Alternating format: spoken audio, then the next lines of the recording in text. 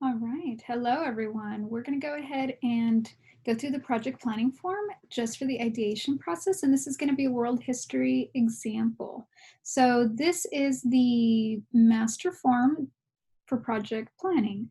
I'm just going to click in project ideation right in here. So I'm going to go to project ideation. It's just going to zoom down and scroll into this particular page. And so once we're here, this is what you're going to be filling out for project ideation. You're going to have your standards. You're going to break down your nouns and verbs. You're going to go through and brainstorm some particular products that you could use, a driving question and a broad driving question. And then you reflect based on the rubric for driving question, and that's about it. So let's go ahead and go into my example. So I've already started this form. In fact, I've filled out my standards. So if you look here, we're going to go ahead and look at standards for world history, 19A, 20A and B, and 21A and B. And so for 19A, we have the student understands how contemporary political systems have developed from earlier systems of government. Student is expected to explain the development of democratic republican government from its beginnings in Judeo-Christian legal tradition and classical Greece and Rome through the French Revolution. For 20, we have the student understands the significance of political choices and decisions made by individuals, groups, and nations throughout history. The student is expected to A, describe how people have participated in supporting or changing their governments, and B, the student has to describe the rights and responsibilities of citizens and non-citizens in civic participation throughout history. The last one here, 21, I have the student understands the historical development of significant legal and political concepts related to the rights and responsibilities of citizenship. And more specifically, the student is expected to summarize the development of the rule of law from ancient to modern times.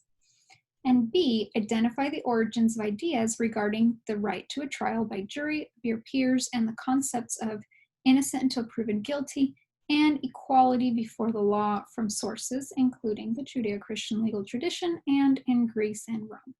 So those are the standards that I'm going to use today to walk us through a particular ideation process. So the first thing is we're going to break down our standards so that we can focus more specifically and understand them much deeper. So it helps to break them down into nouns and verbs, and really the verbs are going to be what the student does. So it says the student understands. I have understands again down here, understands again down here. So that verb comes up several times here. And then we have the specific verbs. We have the student having to explain, the student has to describe, the student has to summarize, and identify. Okay, those are all the verbs. So I've actually listed them and given them a different color. Just I'll tell you why in a second. I also like bullet points. So I've listed them with bullet points so that nothing blends. So I have the same nouns and verbs that are up here are down here. Okay, I haven't left anything out. All the text is there, but I just separated out the verbs and then the nouns. And so we have the verbs over here: understand, explain, describe, summarize, and identify. Just to help me out, I went ahead and dug deeper by color coding. So I colored understand this light orange. So I have 3 times that understand comes up. 1, 2, and 3. So it says here, what do the students have to do? Well, they have to understand how contemporary political systems have developed from earlier systems of government. They also have to understand the significance of political choices and decisions, and so on and so forth.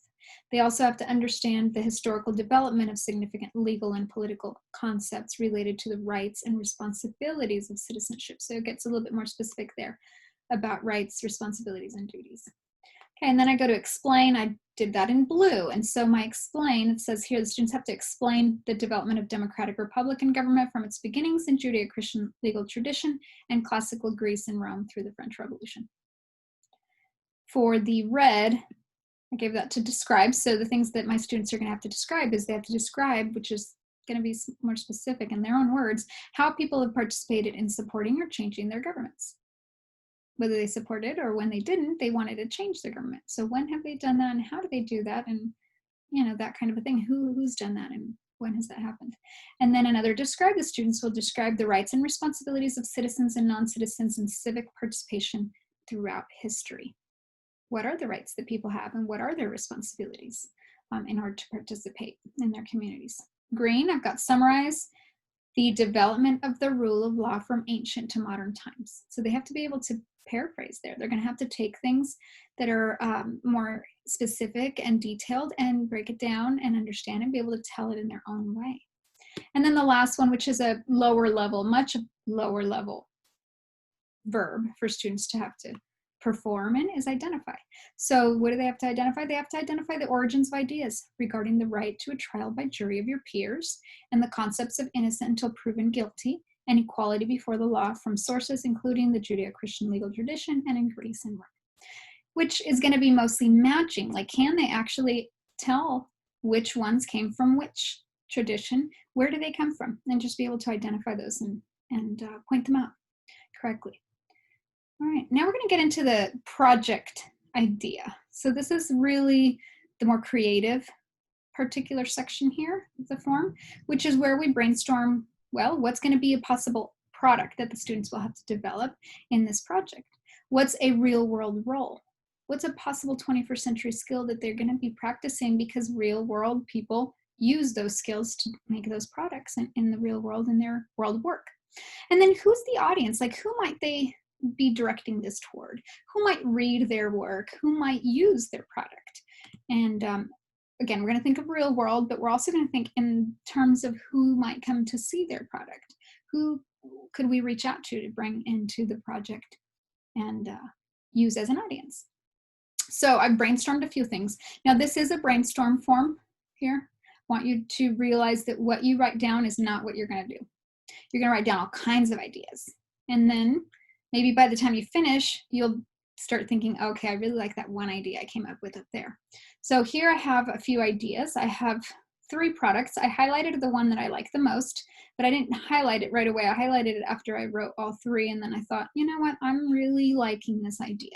But you'll notice that they're all very different. So what do I have here? Could they write a newspaper article? Why did I come up with this idea? So to come up with that idea, I said, well, who does this work that my students are going to have to do? Who shows this level of understanding? Who communicates what government does and where we get these structures and these ideas about rights and freedoms and duty and responsibility? Where do we get these ideas, and who traces that for us? Do we ever do that? Does anyone do that as a job, as an everyday job? And so I thought, well, I read about that in the newspaper sometimes. Sometimes people have to defend what government is doing. And maybe they defend what government does because they say, hold on, let me tell you where we got these different systems. And they give us a little historical breakdown. Sometimes they defend in articles. And so I went ahead and thought, you know what, I can see that in the real world coming up in a newspaper article or opinion editorial or a school paper even. Why not? Students could create a school newspaper. What real world role would they have if they did that? Well, they might be journalists, might be political theorists. They might have been invited to write an article, or they're university professors writing in historical journals or different opinion pieces, even about issues today. They could be seen as an expert, so they might write about these topics. Government officials, public interest group representatives, because there's public interest groups that defend their point of view, and maybe, or they argue against other people's point of view. And so sometimes they might have written a piece and an article. So they could play those roles. What skills would they use in doing this product and putting it together, researching, gathering everything and finalizing it? Well, written communication for sure. Critical thinking, gathering all the bits and pieces, putting them in the right place, making a good argument, defending their points. That's critical thinking, right? Bringing history, making it relevant to today. That's tricky, and there's going to be a lot of scaffolding that I'm going to have to do as a teacher for that. And then collaboration. We can't just assume they're going to work by themselves, right? Real newspaper journalists don't work by themselves. They have research teams. They work by interviewing other people. They have editors. They have peer review support staff. They review other people's work as well. And so it's important to realize that collaboration does happen in the real world for journalists. And so I am going to have to scaffold that a little bit. And it's an opportunity to bring that into the project a lot more. So just keep in mind that all these pieces are relevant, okay? And what I was just saying about 21st century skills, you're going to want to select a few, just think about what skills might be used in the real world by these particular roles. And so make sure that you're planning on or thinking ahead, I'm going to practice these skills with my students. I'm going to show them and model how to use these skills correctly, how to improve them day to day. And I have to come up with ways I'm going to teach students those 21st century skills, scaffold them, and assess them and give them feedback on those skills as well as they're refining their products. And then the last one here is audience. So who might be interested in reading their newspaper article?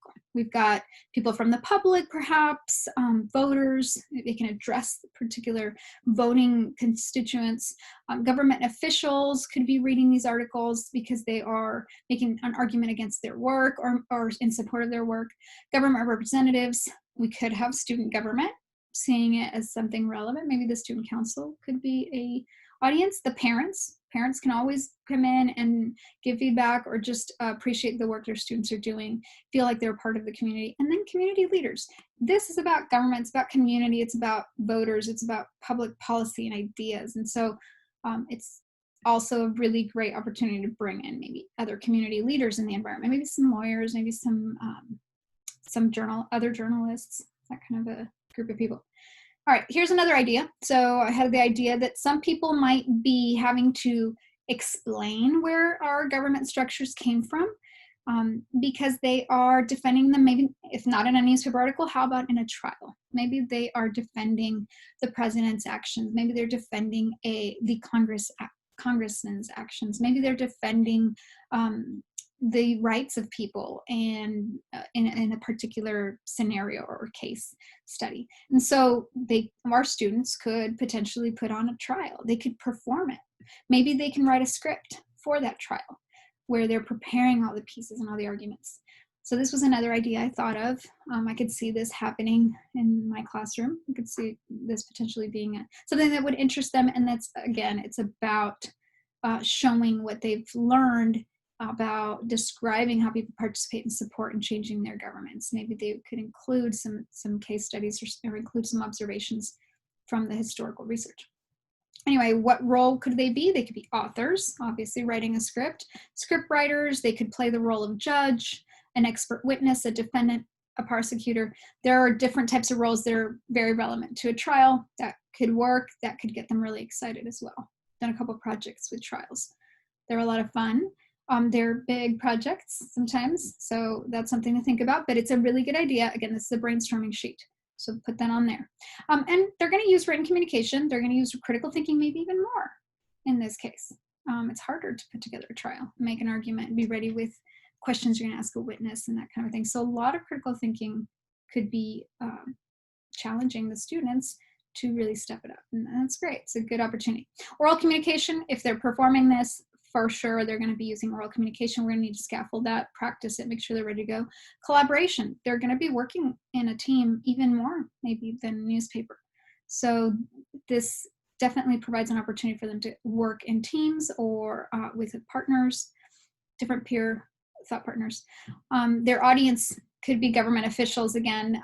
We could have family members of the accused. If there's some role playing here, there could be some accused folks, their family members could be watching the trial.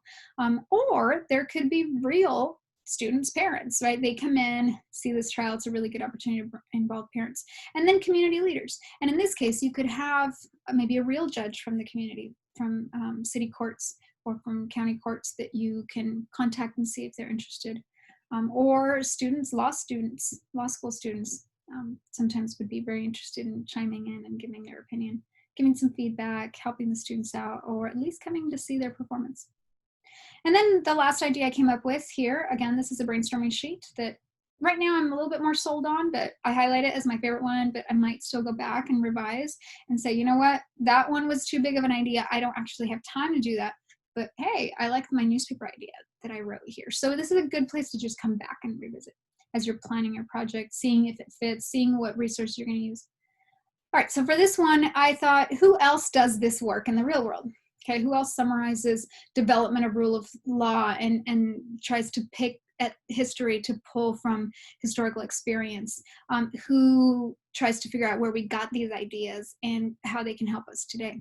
Well, I thought people who write documents for the government. So if you're writing a constitution, you go back and you look at historical examples. We did, certainly, as as a nation, and new nations and new communities continue to do the same thing. And so I thought, well, how about a proposal for government structures or processes, maybe even a convention where they present these.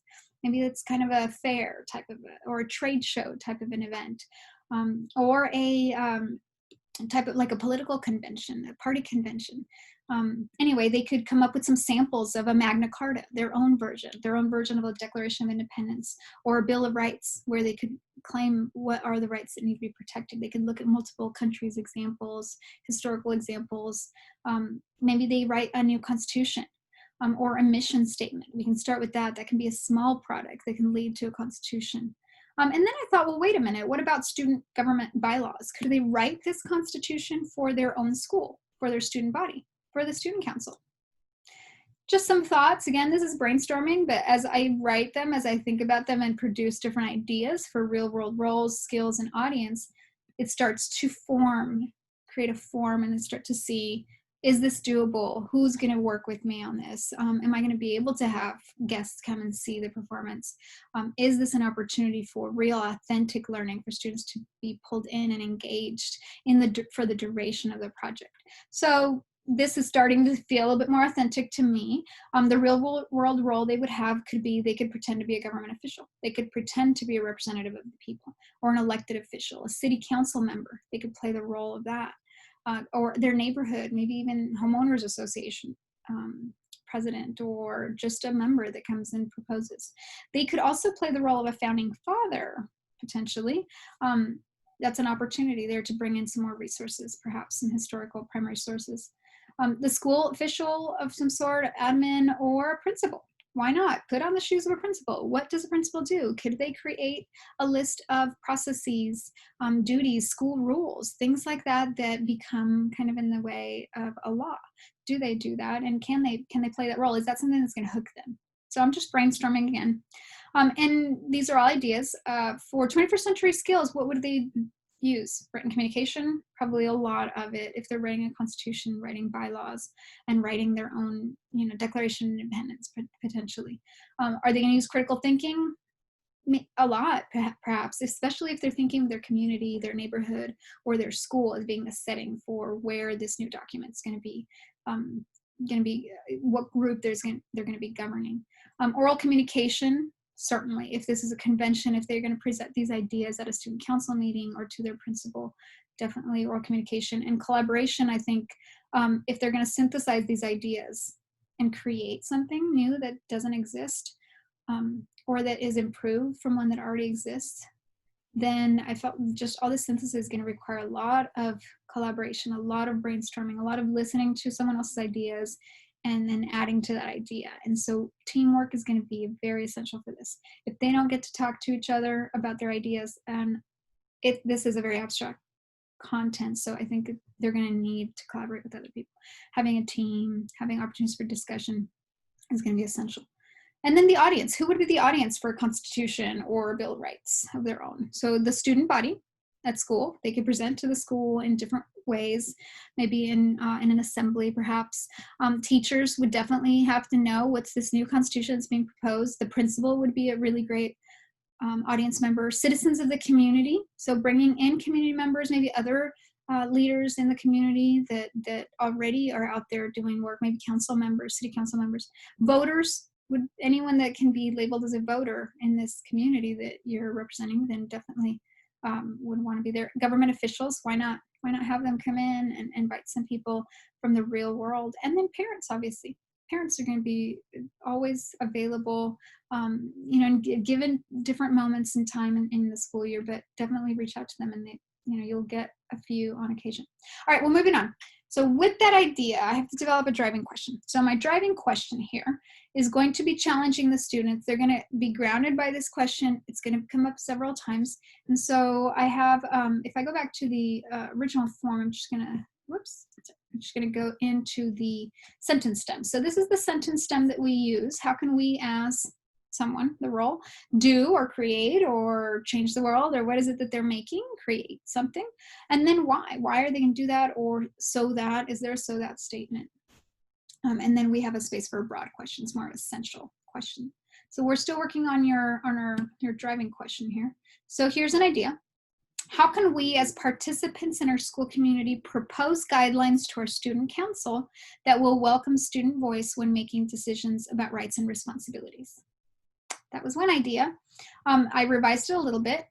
This was my revision. How can we as student leaders help student council create a democratic constitution that establishes and secures the rights and responsibilities of every member of our school community? I'm still not sure if this is what the end piece is going to be, because I might revise it a couple more times. But to revise, I'm going to scroll down a little bit because we've added the row from your project challenge rubric so that you can be reflecting as you go. And so it says here, rubric reflection, use the section of the project challenge rubric to reflect on your project's driving question. So my first driving question I felt didn't hit as many points. So I'll give you an example. It did have a connection with standards, but it didn't connect the standards and objectives back and to an end product. It was vague what they were going to create. So I went back and revised and decided, no, it needed to be clear. And so I decided to say that how can we as student leaders help student council create a democratic constitution? So it's something that students right away can close their eyes and envision, I'm going to write a constitution, even if I need to figure out what does that mean and look at some real samples of other constitutions, at least I know what that product is going to be. I can point at it in the sentence. So I felt it's going to hit a few more of these pieces. Another one here that I felt needed to hit more, it asks students to take on an authentic task. So I hit all the other pieces, but this one, my first question, I don't feel was that authentic because it was less probable. So I'll show you here. So my first question says they would propose guidelines to student council that welcome student voice when making decisions about rights and responsibilities. I don't actually think student council makes that many decisions. I think they could, but I don't know that it's that probable. This seemed to make believe to me. Whereas here, their democratic constitution is to establish and secure the rights and responsibilities of every member of our school community, which I do feel that student council is more readily doing. And so it just felt a little bit more realistic. And so that's where I felt I could tweak the language, and that's where what I came up with. Again, it could definitely be better. I could definitely tweak it a couple more times, but that's where I'm at so far. And then my broad driving question is more of what we call sometimes an essential question. Essential questions are questions that the world is always wondering, that we always ponder about life or about society or about science or about the world in some way. And so they tend to be a little bit more global and they sound a little bit more global. So here I have two. I'm not sure if I would have two. I'm not sure if I would just narrow it down to one, but this is again brainstorming, so I have two. The first one, how does a community or nation establish and secure the rights of the people? There we can look at examples. This is something that students could discuss several times throughout the project and revisit, refine their answer, and at the end still have something to offer, to explain, maybe some evidence to support what they think the answer is. And then the other one is also pretty broad. What responsibilities do individuals have in a community? Kind of goes back to what is our duty as a community member? What's our duty as a student in our school? What is our duty as a citizen of a nation? And that kind of a question that we can revisit many times, look at examples, we can pull research, we could talk about different people and what their duties are and how that could vary. So these are broad, very, very broad, and they could lead to more research, more investigation, and kind of putting different pieces together and helping students synthesize. But that pretty much ends that project planning form section for ideation. Hopefully this helps you develop your own.